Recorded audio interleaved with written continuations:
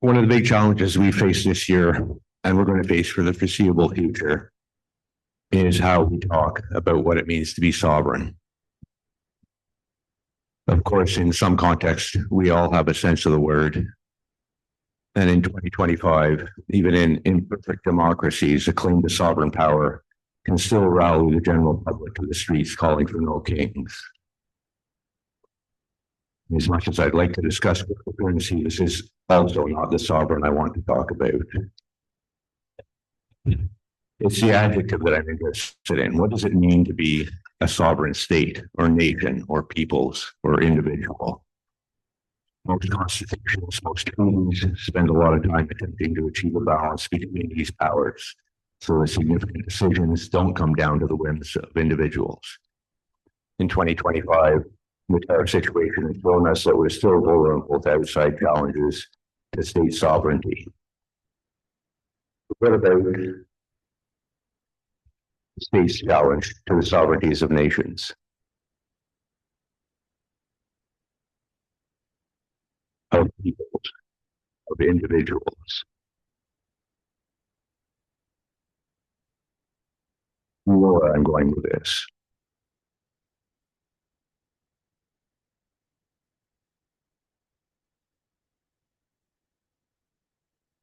Owned meat, of course.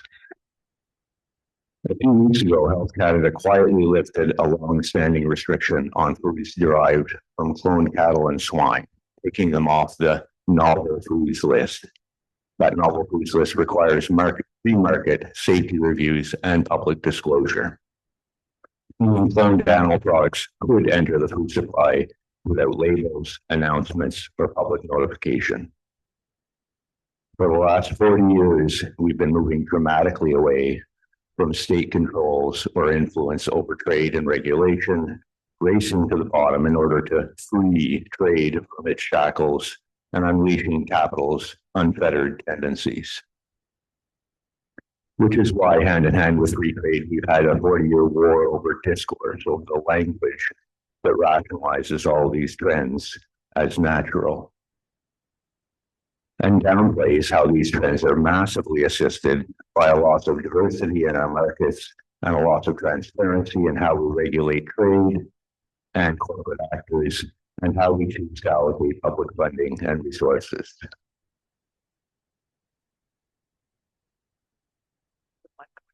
Away, sorry.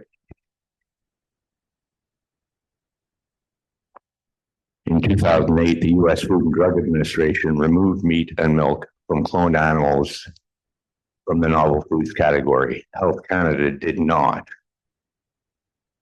But over the last 20 years, Health Canada and CFIA leadership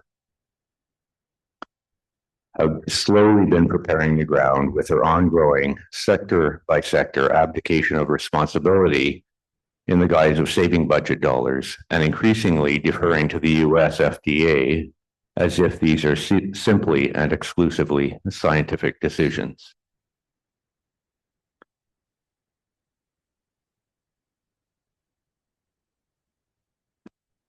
Not only is deferring to the US FDA problematic because that agency is also the target of cost-cutting layoffs, meaning the FDA is also reducing their regulatory oversight and increasing the use of rubber stamps or industry self-regulation.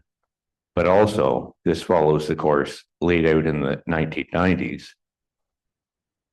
when regulators refused to require labels on GM food products, forcing all of society to their own narrow view that these are simply and exclusively scientific decisions and that they, the regulators, are the sole arbiters of when the threshold of scientific proof is reached. By rubber stamping US FDA decisions, Health Canada and the CFIA abdicate their responsibility and trample on our sovereignty. The decision to require no oversight, notification, or labeling of meat from cloned animals extends Health Canada's middle finger to consumers who want transparency and the right to make their own decisions about what they put into their bodies, and to farmers whose industry will be irreparably damaged by the loss of consumer trust. Whose sovereignty is being advanced? By the way, 2 days ago, Health Canada announced, and I quote, "The Government of Canada has received significant input from both consumers and industry about the implications of this potential policy update.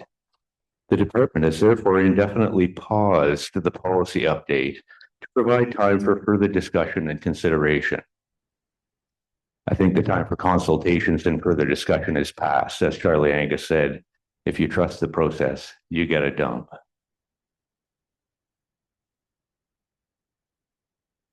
In 27 years of carefully following the attacks on supply management from the free marketeers, I have never seen the level of fierce, consistent attacks on supply management that we saw in 2025.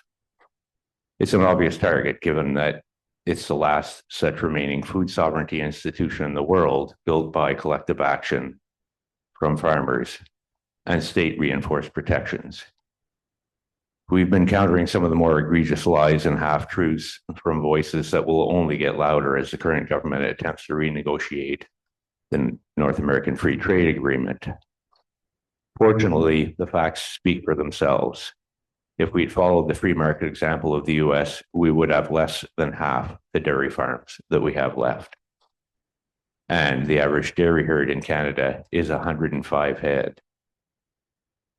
Dairy farmers in North Dakota are dreading the impact of 2 new dairy operations being built near Fargo, one herd with 12,500 head and the other with 25,000 dairy animals in one unit, owned by the same company, Riverview Dairy out of Minnesota. These 2 herds will quadruple the number of dairy animals in the entire state, which is, of course, just upriver from Manitoba.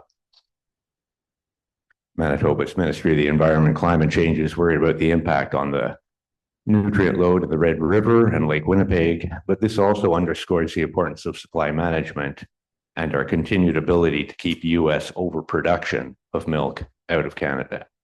These 2 herds alone will almost match the number of dairy cattle in all of Manitoba, where the average herd size is 187. Supply management also protects farmers against massive processors that would otherwise dominate the industry. Our Farmers Share report shows that supply managed sectors are the only sectors where farmers are consistently receiving a price that covers the cost of production. And when I get back from convention, I'll be finishing a dialogue with one of the Free Trade Brigade on whether we should keep supply management. That will be published in the new year in Alberta Views. Speaking of Alberta, I want to talk briefly about the on-farm slaughter program in that province. Here we go. The Alberta government set up the on-farm slaughter license program in 2020, partly in response to the pandemic and mainly because of increasing scarcity of provincial slaughter access. Many small and mid-sized farmers, particularly those in regions with no access to abattoirs, saw this as an opportunity to build a local direct market for their livestock operation and invested time and money and infrastructure, training and equipment, only to have the Alberta Ministry of Agriculture and Irrigation in July put the brakes on the on-farm slaughter program, setting annual limits on the number of animals that could be slaughtered in 1 year on their farm that meant their farm businesses were no longer viable. Several of these farmers were interviewed, voiced their outrage, and after one of them confronted the Premier with a question at a town hall, the proposed changes were paused the next day while the ministry surveyed the license holders. We pulled the group together and developed a survey guide to assist those farmers with responses to their survey and invited all the license holders to a meeting to plan the next step. A very engaged core group emerged, and from their feedback, we built a What We Said report to make sure that their voices were heard before the ministry could silence them by coming out with a What We Heard report. We put the report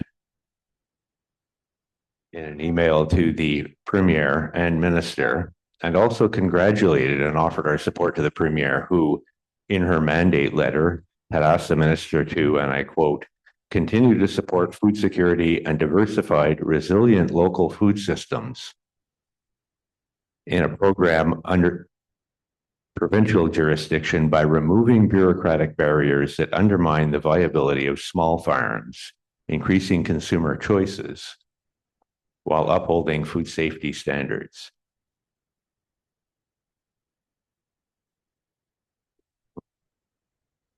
On Wednesday, the minister emailed to thank us for the What We Said report, saying, and I quote, "I'm always interested to hear the views of on-farm slaughter operation license holders. We'll keep you posted what that turns into."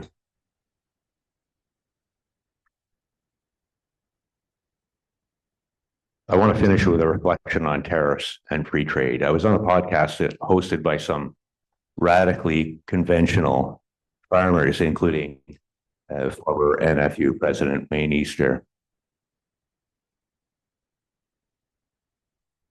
On the cutting room floor from that podcast were discussions and serious questions raised, questions that our NFU tariff group had also asked about how we could even negotiate a new free trade agreement with one partner who consistently acts in bad faith. And after all, wasn't that free trade agreement already null and void? Why even renegotiate? And more generally, why do we shackle ourselves to and abide by agreements where there's actually no way of enforcing those rules against bad actors? The host, Bob Friesen, wondered if anyone has ever produced a solid economic analysis on the benefit of trade agreements. Of course, the answer is yes, the NFU. In 2007, and the analysis showed a dramatic increase in agri-food exports for a country that was already an agri-food export giant before free trade, and an equally significant drop in net farm income. And things haven't improved since then.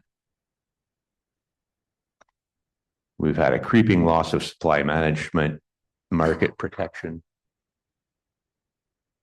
Over-reliance on US trade has increased, further loss of processing. We have regulations designed to meet export standards becoming the norm.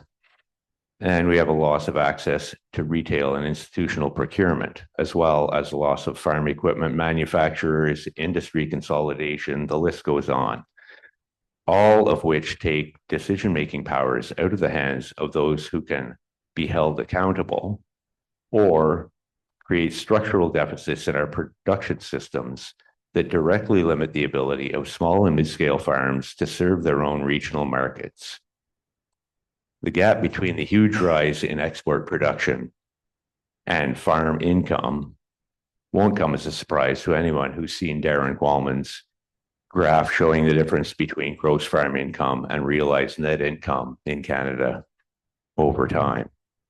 With that big blue gulf emerging, the distance between realized net income and gross income is, of course, represents farmers' expenses, the amounts farmers pay to input manufacturers like Monsanto, Bayer, Secan, Agrium, Deere, Irving, et cetera, or service providers like the banks serving our growing farm debt.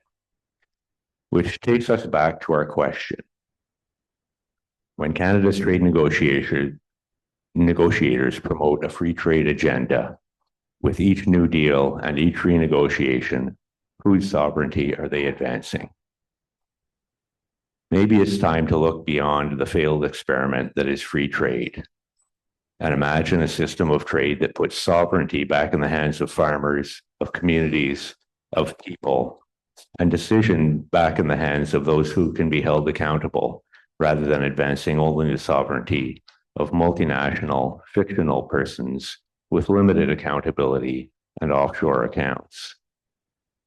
Our job in 2026 isn't to explain why changes can't work, given the current regulatory barriers and free trade agreements and market realities and the political climate or consensus.